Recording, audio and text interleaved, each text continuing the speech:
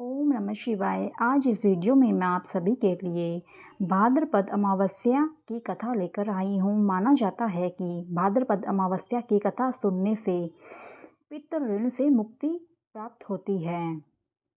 अमावस्या को पितरों का दिन माना जाता है और शास्त्रों के अनुसार अमावस्या के दिन पितरों का तर्पण किया जाता है। अमावस्या के दिन गरीब लोगों को भोजन, अन्न, धन आदि दान दिया जाता है। ऐसा करने से आपके पितरों को शांति मिलती है और इसके साथ ही भाद्रपद माह की अमावस्या तिथि की कथा सुनने से भी पितृ ऋण से मुक्ति मिलती है।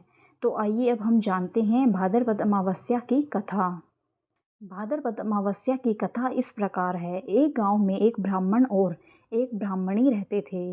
वे दोनों भगवान के भक्त थे। उनके घर में सब कुछ था, लेकिन उनके कोई संतान नहीं थी और वे दोनों संतान ना होने से बहुत दुखी रहते थे। एक दिन ब्राह्मण ने ब्राह्मणी से वन में तपस्या करने के लिए जाने को कहा और वह ब्राह्मण भगवान पर भरोसा करके वन में चला गया। जंगल में जाकर वह ब्राह्मण तप करने लगा और उसे तप करने हुए बहुत वर्ष बीत गए। इस दौरान एक दिन उसे वैराग्य हो गया और उसने सोचा कि अब अपना जीवन समाप्त कर लूं।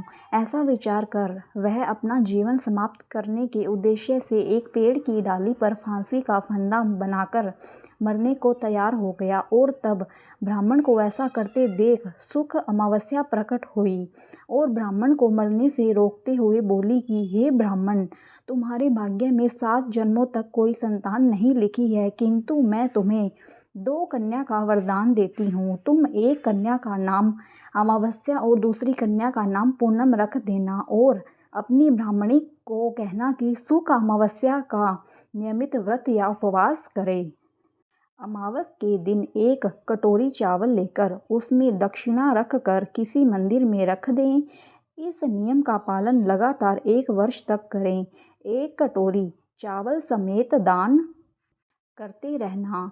सुख अमावस्या से ऐसा वरदान पाकर ब्राह्मण घर आया और उसने सारा वृत्तांत अपनी पत्नी को बताया तथा अमावस्या के दिन ब्राह्मणी ने व्रत रखा। कुछ दिन बाद उस ब्राह्मण के घर में 2 कन्याओं का जन्म हुआ।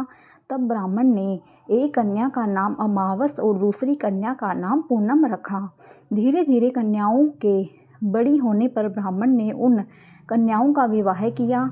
बड़ी बहन अमावस बहुत धार्मिक प्रवृत्ति की थी, जबकि उसकी छोटी बहन भगवान का बिल्कुल भी ध्यान नहीं करती थी। बड़ी बहन के घर में तो सुख, समृद्धि और वैभव के भंडार भरपूर थे, पर छोटी बहन पूनम के दुख कम नहीं थे। जब बड़ी बहन अमावस को छोटी बहन के बारे में सब मालूम हुआ कि उसकी बहन दुखी है, तब अमावस गाड़ी में सामान भरकर छोटी बहन के घर गई और कहा कि छोटी बहन पूनम, सुख अमावस का व्रत तुम भी करो और पूजा करके उपवास करो। ऐसा करने से तुम्हारे घर में सुख समृद्धि का भंडार भर जाएगा। 1 वर्ष तक चावल का कटोरा भरकर दक्षिणा समेत दान करो। पूनम ने ऐसा ही किया तो कुछ दिन बाद उसके भी घर में धन धान्य और संतान की वृद्धि होने लगी। इस प्रकार जो भी सुख अमावस्या का व्रत विधि पूर्वक करता है, उसके घर में भंडार सुख अमावस्या की कृपा से भर जाता है। धन्यवाद मित्रों, यह कथा यहीं पर समाप्त होती है। अगर आपको यह कथा पसंद आई हो तो मेरी वीडियो को लाइक एंड शेयर करें और मेरे चैनल को सब्सक्राइब करें। धन्यवाद। ओम नमः शिवाय।